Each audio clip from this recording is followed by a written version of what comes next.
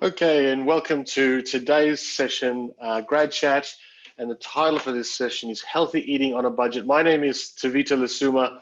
I'm the GM for Student Engagement at GSA, and we're really proud to be able to provide these webinar sessions throughout the weeks to support our postgraduate students at the University of Melbourne. So before I start, I'd like to acknowledge the land of the Yalgoo clan of the Bulwarong, where I'm actually currently hosting from today. And I pay my respects to the elders past and present and recognise the strength, resilience and capacity of Aboriginal and Torres Strait people in this land. So really lucky today to have quite a good topic actually. It's healthy eating on a budget. I think it's timely also with how we're now in a different phase of COVID-19, and I say different because it's just popped up on us recently, but it's going backwards, I guess, in terms of where we were a while back. So this is just a session to support your eating habits and especially keeping the budget down too. So for those who are joining us, you might recognize our guest, and Silva's been with us a few times, but if you are new to these sessions, Silva Nazaretian is an accredited practicing dietitian and a sports dietitian. She's a director of Moderate Nutrition Services, and she provides personal and individual nutrition consultants to patients in clinics located across Melbourne. Silva's particular fields of interest include nutritional management of type 1 and 2 diabetes mellitus, weight management, gastrointestinal disorders, and sports nutrition. She also holds seasonal lecturing positions at the Victoria University, YMCA, and the Institute of Health and Fitness. Silva's also passionate about providing individuals of all ages with necessary knowledge and tools to empower themselves to make healthy and informed decisions. So Silva, welcome to the show. It's great to have you back. Thank you so much. Thank you, Tavita. It's always great to be part of these sessions. I really, really appreciate it. And I welcome any questions and discussions today around healthy eating on the budget. Fantastic. Thank you. Thanks, Andrew.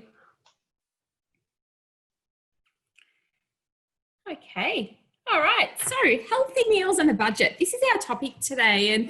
And I'm sure that we all have our own ways of budgeting around healthy eating, cooking and preparation. So today I'm really hoping to have a bit of a discussion around these topics, to also give you some ideas around these topics, as well as finish off with a couple of recipes, which I always like to do in these sessions. Thanks, Andrew. So welcome. Thanks, Andrew. Yeah, so welcome everyone. I found a really, really interesting statistic, and I guess it goes hand in hand with budgeting and food waste. And in Australia, 1.3 billion tonnes of food are lost or wasted. And this costs us about $20 billion each year. So I found that to be just such a fascinating statistic. And what's even more surprising is that if only a quarter of that food that's lost or wasted, if that could be saved, then that would be enough to feed 870 million hungry people. So really, it pays for us, not only in our pockets, but even from our perspective, to budget for our food, to make sure that we're not wasting food as we're meal planning, as we're shopping for it, and as we're using it. Okay. And where I like to start really is in meal planning. How many people meal plan at the moment? I can say I try. I mean, I'm probably a bad culprit. I've signed up to one of those food delivered to your door, which you prepare yourself. I think part of that is the waste. So at least I know that what I'm getting is what I'm going to use. But I can't say that I can take all the credit for meal planning. Meal planning, yeah. And I think, look, one of the things, and we're in a really busy time at the moment, you know, especially if you've got a young family or you've got work and study commitments. So we're quite busy, and sometimes that meal planning is very difficult to do. And I understand that. But if we could get into just a little bit of a habit around it, we might find that not only can we budget better around food, but we actually eat healthier as well. So, you know, how many times have we got to the end of the day before we know it, it's dinner time, and then we don't have much in the pantry and fridge that match, and then we end up getting some takeaway food or you know, having some eggs on toast, for example. So that meal planning can be a really effective tool. A couple of tips around meal planning is to set out, I mean, you know, if you're new to it, just set out your dinners. And often they're the hardest things to think about. Usually breakfast and lunch, they tend to be very similar. So for breakfast, we may have a couple of different options that we sort of cycle through as we go through the week. Same with lunches, but dinners is where we can get a little bit stuck around meal planning. What I would recommend, and again, from a health point of view, is to try and have 2 or 3 fish meals a week. And that could really cycle through things like salmon and sardines, if you like them, or tuna. The highest amount of omega-3s are actually found in salmon, tuna, mackerel, herring, as well as sardines. Okay, so they're the ones that have the highest amount. If you can try and get 2 or 3 fish meals a week of about 100 grams each serve, then that's a fantastic way of meal planning, and you can just pop those into each one of the different days. With red meat meals, again, if you are a meat eater, the recommendation is no more than 350 grams of red meat a week. And this includes things like lamb, as well as pork, as well as beef. And the reason for that recommendation is that we see that those that have a high red meat consumption have a higher incidence of colorectal cancer in particular. And whether that's due to the red meat or whether it's due to some people having more red meat and less vegetables, we're not quite sure, but the recommendation is that 350 grams a week. So you could pop that into 1 or 2 days of your dinner meals. Vegetarian meals, now there's more and more research that indicates that a plant-based diet is actually quite beneficial for our health. And we can see that through the Mediterranean diet as well, where they actually have quite a high intake of legumes, such as chickpeas and lentils and beans, and that is quite beneficial for heart health and of course other chronic illnesses as well. So popping in 2 vegetarian meals a week. And then 1 or 2 chicken or poultry meals. So one of the really good poultries that you can have, and which is, I guess, overseen sometimes, is turkey. So we don't tend to cook with a lot of turkey. You know, we may have it once a week, once a year, sorry, you know, around Christmas. But having utilizing turkey as well can be quite a good thing. Okay. If you are vegetarian, of course, some of the options here are tofu, for example. There is a product called Quorn with a Q, so it's Quorn, which is a really high protein meat alternative that can be used instead of minced meat. And then there's a whole range of different soy products as well on the market. So ensuring that you've got that protein in your meal planning for dinners. I don't know if anyone's familiar with the LiveLighter website. This is a fantastic tool that I personally use. It's a free tool, and yeah, it allows you to make your own meal plans going from breakfast all the way to dinner, or if you want, just to have the dinner options alone. So you just go into it, you have to sign up, you go into it. There's a whole lot of different recipes and ideas on this website as well. So you can hop along. There's some fantastic tools and resources, including some recipe books, and they're seasonal recipe books. So there's one for winter and summer. There's one for popular family meals, for example. So I would really encourage you to go along to this website and have a bit of a look at it. Okay. Just before I move to the shopping tips, are there any questions at all around meal planning? Is there anything that you do at the moment that you feel works quite well around meal planning? Yeah, I think for me, Silva, I guess I'm not great at it, but I think having that foresight and And I think even now it's more pertinent that we don't want to be going to the supermarket too often. Yeah. And so I think this meal planning itself is a great opportunity to say, okay, let's just sit down, and now I've seen that tool, I'm going to actually, after this call, have a look at that tool and see if it can help me, but be able to sort of get what you need, but enough for the next 3 or 4 days if you'd like, so you're not too much waste. But yeah, I think, meal planning for me will be taking off in a big way after this call. Yeah, there we go. And you know what I always say, even with kids as well, get them involved in the meal planning. So, you might just sit around on a quiet Sunday night or whatever it might be, look through a couple of cookbooks and just get the kids' ideas into it as well. And that really helps to increase their palates and for them to try different foods as well. Me personally, I actually have some meals on the fridge. So like written down on a list. So a whole lot of meals that I just sort of think about, and we can cycle through it each month or each week or whatever it might be. Because again, it's really busy. So life is busy between work and study. It doesn't leave much time for much else. Yeah. So trying to make it as part of your family life as well. Okay. All right. Great. Now, and of course, the other thing around meal planning is getting things delivered in the boxes as well that are ready to go. So signing up to HelloFresh, for example, where you've got the recipes that are sent to you, as well as different meals and the ingredients as well. So reducing food waste, making sure that you're not visiting the supermarket too often if you don't want to, or if you're unable to.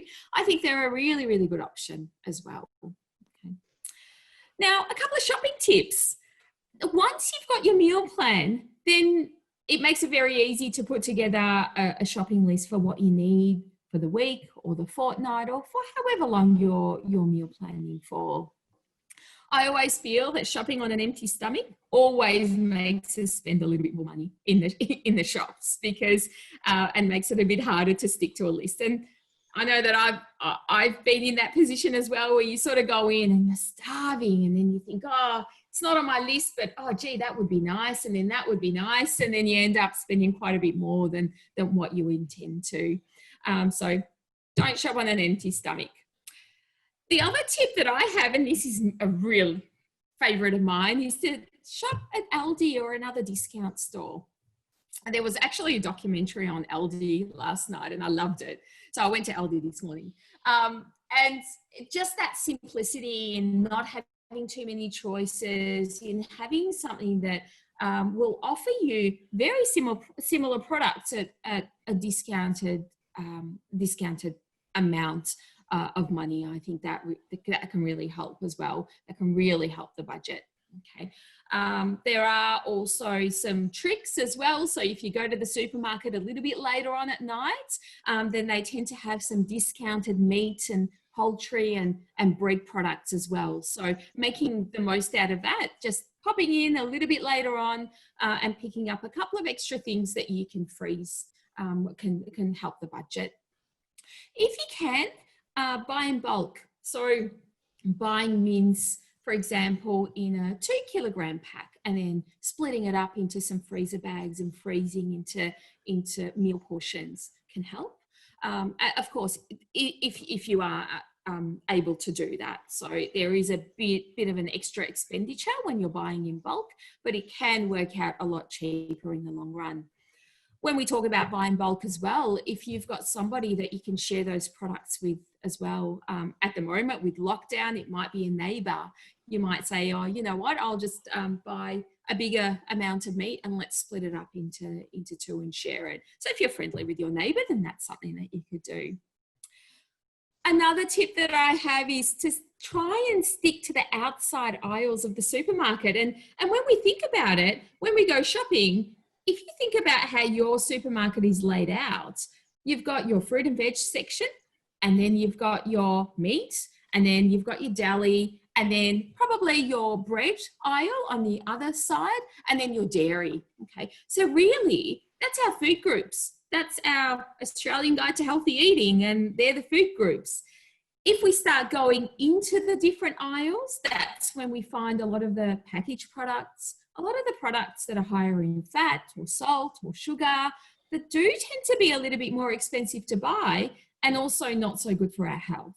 So a budgeting tip would be to go shopping and try to stick just to the outside aisles and do most of your shopping there. Okay. If you can, shop at a butcher or a green grocer or even a market, a fresh food market, a farmer's market. They do tend to be fresher most of the time and also more budget conscious. So they do tend to be a bit better priced as well. Okay, so if you can, doing your groceries at the supermarket and then doing the meat and the grocery part of it somewhere else. And then my last tip here is trying to shop for fruit and vegetables that are in season. And that, I think, can make such a big difference for our budget. When we're buying fruit or vegetables that are imported from overseas at a time where it's really not seasonal in Australia, can mean that they actually have a high price tag. So shopping for fruit and vegetables that are in season. And the other thing with this as well is if you do find fruit and vegetables that are a little bit cheaper, then grabbing those and freezing them or preserving them for later on in the year or later on in the months. And I think a couple of talks ago, I sent a bit of a guide on preserving fruit and vegetables. So I'm more than happy to send that across again. And I think that can be a really useful tool. Fantastic. So, Silva, I had a question. Shop for fruit and vegetables that are in season. I guess it's almost like a trick question for me because I particularly don't know what season it is for fruit. Do you know what I mean? And so for a layperson like me, I'm walking into a supermarket. Is it basically just looking out there, making sure it's local, and is it probably the fruit and veg that there's more of on the shelves, or is that not the case? Yeah, look, I think, if you go to the fruit and veg section, if you are, sometimes they do say product of Australia, and then you know that if it's there, then it is seasonal, and it is our product. The other thing that might help, Andrew, if you could just skip to one slide and then we can come back to this one. This one here, so seasonalfoodguide.com. And this is a fantastic little guide. Yeah, because, I mean, this is only a little snippet of the information, but you can see there that apples in autumn, there you go, and bananas are all year round. So maybe you can use this as a bit of a guide as well. Yeah, and I usually find prices of food as well can be a really good indicator. Like I went shopping with my son this morning and he said, oh, can we have blackberries? And they were $6 a punnet. And I said, no, probably not. Probably not today. So the price can be a really big indicator as to what is in season at the moment. Yeah, it's a great guide. Thank you. Yeah, that's okay. Yeah, no problem. And this is a fun little guide for the kids as well. So you could even, split this up, get them printed off and get them to cut it up and put a pile for the spring fruit and vegetables and the summer and the autumn. So this can be a fun little exercise that they might be able to do as well. Yeah. Yeah. Andrew, if you could just skip back to this one here. And if we look at our budget, our food budget, much like we look at the food pyramid, okay? And if we split the amount that we have to spend on food per week or per fortnight into different categories, then again, not only are we looking after our hip pocket, but we're also looking after our health. So if we split it up and say 10%, for example, of our budget is going to go to the foods that we shouldn't be eating too much of. So these are things like the fats, treat foods, snack foods. So if we put aside 10%, for example, spend moderately. So these are things like our protein foods, our meat and poultry, cheese, dairy foods, eggs. And if we put aside, say, 40% of our budget towards these foods, and that leaves us with 50% to spend most on the foods that we should be eating the most. So this is things like, obviously, our fruit and vegetables, our whole grain breads and cereals, and that makes it sort of tidy as well. So then we know that we've gone to the supermarket, we've been really conscious of our health, and we've been really conscious of our budget as well, and we've been able to align those two things together. Okay. I don't know if that makes sense. I don't know if anybody does this at the moment, but I find it a really, really good tool. Yeah. Okay, great. Thanks, Andrew. Okay, thank you. Now, so we've planned our meals, we've gone shopping, we've got it home. Now, there are some things that we can do to be budget conscious while we're preparing food as well. And one of the top tips really is with meat. So meat does tend to be quite expensive. And if a recipe calls for example, mince or meat, any type of meat, what you can do is try to put in half the amount of that meat, and then the other half, something like brown lentils or chickpeas or beans, to really bulk it up.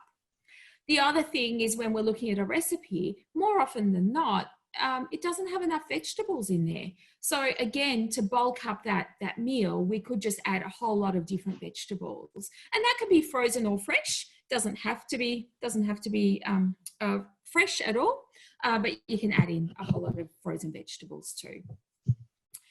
Try not to throw out hard bread. So if a bread's gone a little bit hard, you could toast it or put it in the oven and then pop it through the food processor to make into breadcrumbs that you can use in other meals. So that's another way of not throwing out bread, okay, that might still be preserved.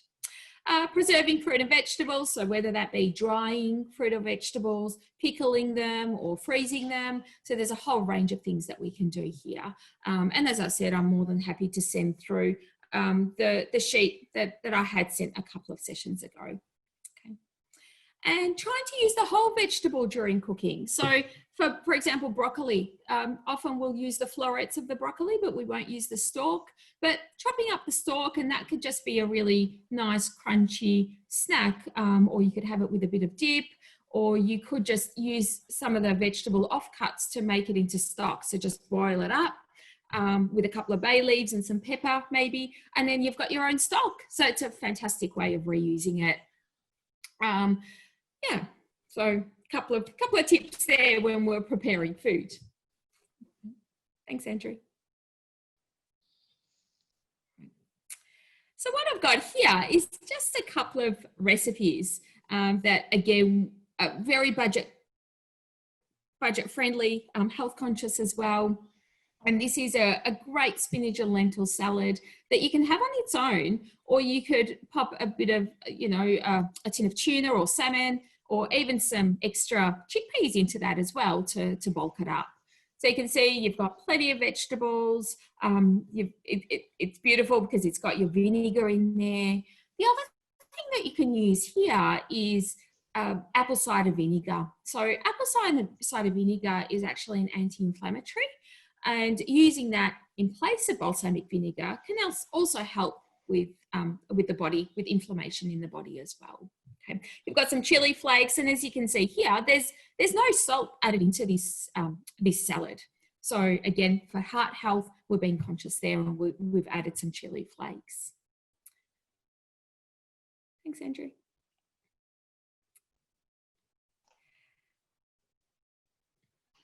Another recipe here that I've got is some healthy crackers, and I know sometimes you might be thinking, oh, I can't make crackers, it's too hard, but it's actually such an easy recipe where you just throw in all of the ingredients into one bowl, and then you just leave it. You leave it for about 10 minutes until all of the water is absorbed, and then you just pop it into 2 baking trays, pop it in the oven, and then it's done. So here we know crackers, especially when we've got kids and, they like to snack on crackers. They can be really salty. Things like the shapes, for example, and I'm not just picking on the shapes. It's a whole range of different crackers. They can be high in salt, they can be high in fat, and they can be expensive. So this is a great way of just having something a little bit different that is healthier and also really doesn't cost much at all. Okay. Thanks, Andrew. And then much like I was saying before with the mince and using some lentils or some beans instead of it, this is actually a lentil bolognese. So it has no mince in it at all. it's still got the same flavors as bolognese, and you'll probably find that, you know, if you don't tell your kids, then they're really not going to know that this has got lentils in there. You can see 2 cans of brown lentils can cost you $2 or $3, as opposed to, say, 600 grams of mince, which might cost you closer to $10. Okay, so really budget friendly here, and you can put it together with some wholemeal pasta or a high fiber, high protein pasta, and that gives you a really nutritious meal, quite filling. And then if you don't use the whole lot of it for dinner, you could freeze it for another dinner or another meal, another lunch, or have leftovers for the next day.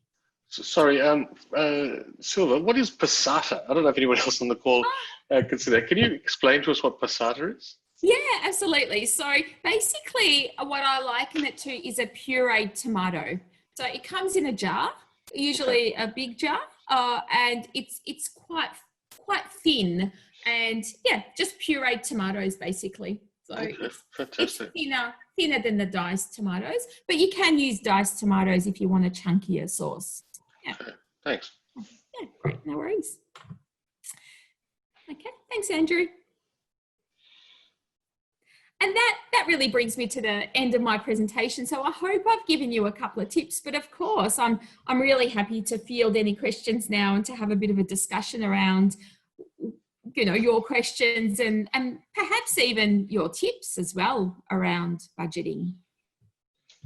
Thank you so much, Silva. I really loved the presentation there, and some great tips on, you know, maybe being more focused on saving the money as well as saving on your health.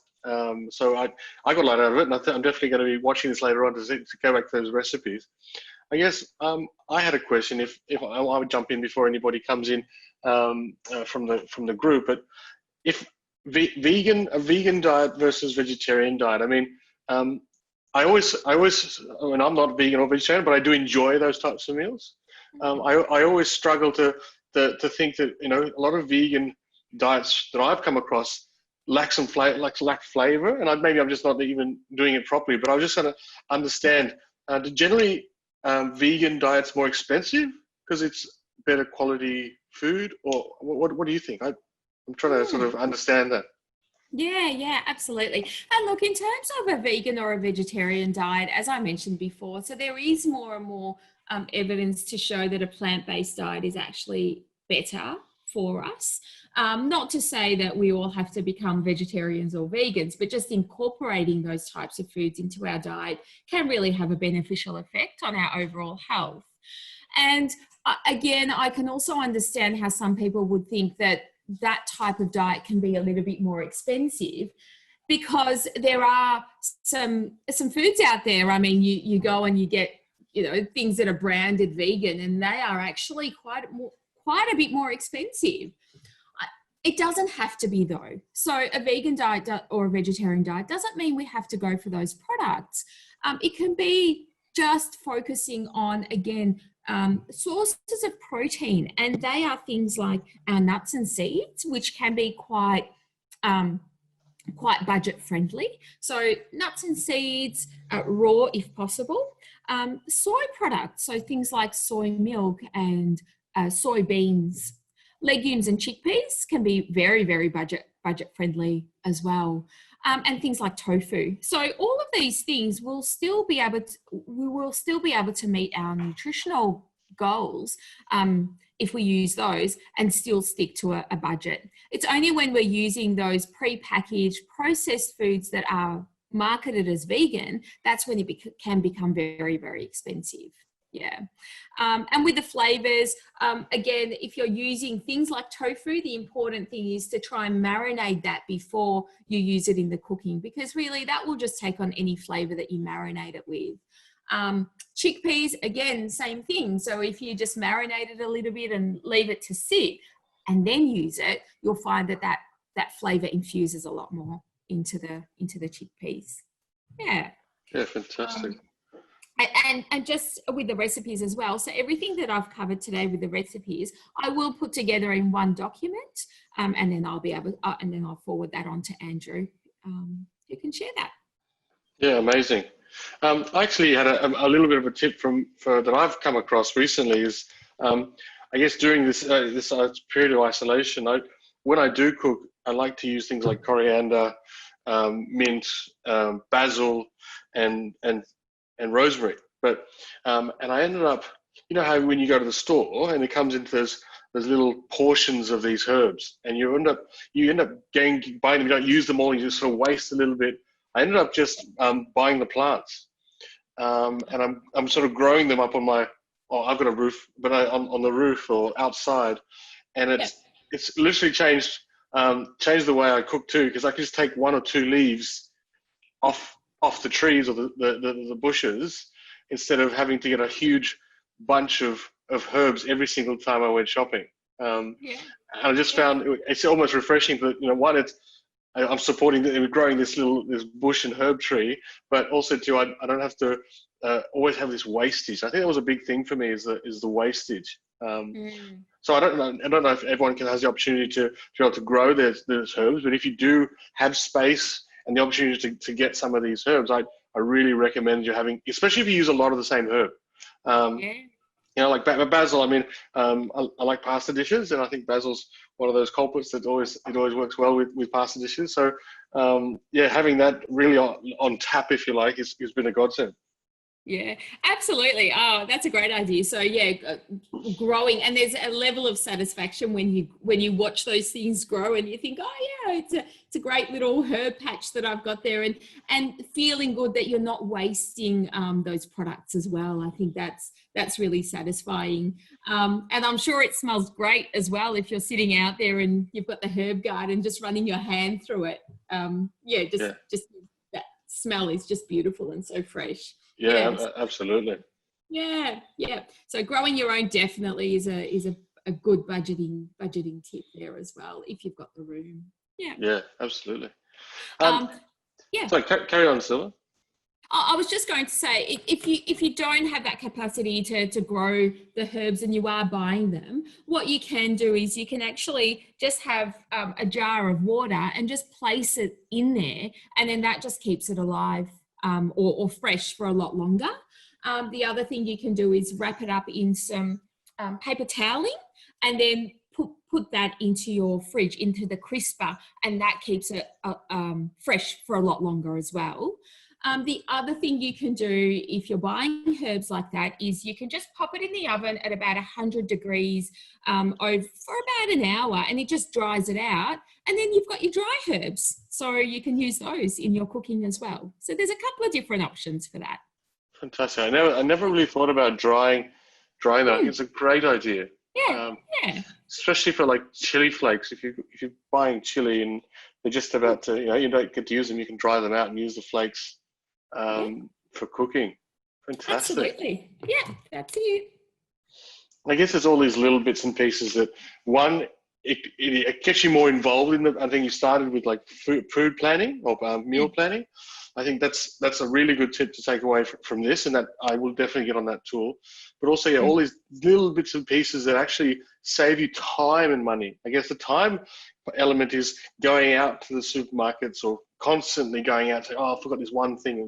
But if you plan properly, if you buy in bulk and then separate it and freeze it later, and also if you have the herbs at home, if you can, drying things out and making your own crackers. I saw that, and I thought that was a fantastic idea. I guess so. A lot of our students do, especially around studying and writing. It's great to have a healthy snack on call, and if it's something you make, I think it's a nice thing to do as well. It's sort of a satisfaction of, look, I made that, I'm eating it, and I'm still surviving. So I think that's fantastic. Yeah, absolutely. And look, just breaking it up into little goals that you can achieve. So, if you haven't meal planned, or you're just really, really busy, don't put that expectation on yourself to meal plan for 2 weeks, because that's just unrealistic and it puts extra pressure on you. So again, just meal plan for 3 days to start with, for example, and go on that. And then you might actually find that, this is really working for me, and I'll plan for a longer period of time. And again, as you mentioned as well, Tavita, if we don't have like a meal plan or a list, we go into the supermarket for one thing, and guess what? We come out with about 20 things. It always happens. And again, that can put a dent in our budget as well. Yeah, absolutely. Yeah. I might ask if anybody would like on the call now, if anybody would like to ask any questions of Silva while we have her here, recognizing that she is a dietitian. And so this is her area of expertise. So this is a great opportunity to ask those burning questions you might have. And if you can always type them through, and they can come through anonymous if you don't want to put your name to it. But I think through all the sessions we've had with Silva, we've been able to get a grasp of planning for meals, also dealing with the families at home now. So we're going back into a lockdown situation in Victoria or Melbourne Metro. And so I guess it's more important to sort of look at the things that can help us get through this stage, especially with our mental health, and sort of keeping an eye on that. So eating well, I mean, Silva, we talked about it before about, eating well to be able to provide those nutrients to the brain, I guess. And we have some happy foods too. I know that there's a term of happy foods. Is there, Silva? Talk to me about that, because I know that there's a term that people use, and maybe, you probably have a better understanding than I do. Yeah, absolutely. And look, there's that real association between the mental health as well as our gut, basically. So we've got the gut-brain axes that are continuously talking to each other. So we know that whatever happens in our minds is really reflected in our gut. We would only remember to an exam or an event, and then we really know that association there, and then vice versa. So if we can keep our bowels healthy with a good microbiome, which is really the bacteria in our large intestines, then that can have a really big effect on our mental health. And one of the real, I guess, the happy foods, if you like, is tryptophan. So tryptophan in foods, particularly things like rolled oats, for example, is a precursor to serotonin in our brain. So that's our feel-good hormone. So there's that direct relationship. And even things like short-term memory, folate has got a really big part to play in short-term memory. And even with dementia patients, what they found was they were actually folate deficient, and there's that association there. Things like omega-3. So really, I can talk for a whole hour on the association between our food and our mental health. But again, having a healthy diet, and we've all been there. If we know that we're eating healthy, if we are eating healthy, then we know that we feel better. It's just that direct relationship there. And one really interesting fact as well is that our microbiome, so the gut bacteria, can change over 24 hours. So it's that instant. So if we say today we're going to eat less sugar or salt or fat and start to increase our fruit and vegetable intake and the good foods, then within 24 hours, we've actually had an impact on our bowels, which is just amazing. Yeah, incredible. I guess that we probably have to get you back again to talk us through all the different bits and pieces that can help us, I guess, live longer essentially, and a sort of have a better lifestyle, in terms of our health. But look, if there's no more questions coming out of the group, I might throw it to Andrew if Andrew can talk us through what's coming up for GSA over the next week. Okay. Thank you. So thanks, Silva. So next week, we've finished our webinars for the week. So thanks everyone for tuning in to all the webinars for the week. Next week, we have 3 more webinars. The first on a Tuesday at 3 p.m. will be a rebroadcast for mental health support with Dr. Erica Freidenberg. Then at 3 p.m. on Wednesday, we have a webinar about job market insights. And these are all available on that event page that I've linked before. We also have on Thursday, Shut Up and Write, which is a structured writing session that we curated by the GSA. And on Feel Good Friday, so next Friday at 3 p.m, we have a artist called Hedge Duck. I don't know how to say it. I think I might have gotten it right, but I'm not too sure. But yeah, those are most of the events of the week. There's also speed friending on the Wednesday at 1 p.m. and a midweek workout at 11 p.m. on the Wednesday. Yeah. Fantastic. Thanks so much, Andrew. And as GSA still maintains its engagement with with our students, we definitely would like feedback. So if you can, there is a short survey that comes out after this session, and any feedback's good feedback, because we'd like to tailor these sessions to meet the needs of for you as students, essentially. So Silva, I really appreciate the time you've taken today to be with us, and yeah, hopefully we can share some of these recipes to our students, because I think they're fantastic.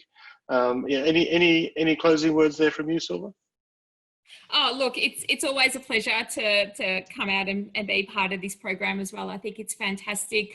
And please don't hesitate. I'm more than happy if anybody wants to email me some questions directly.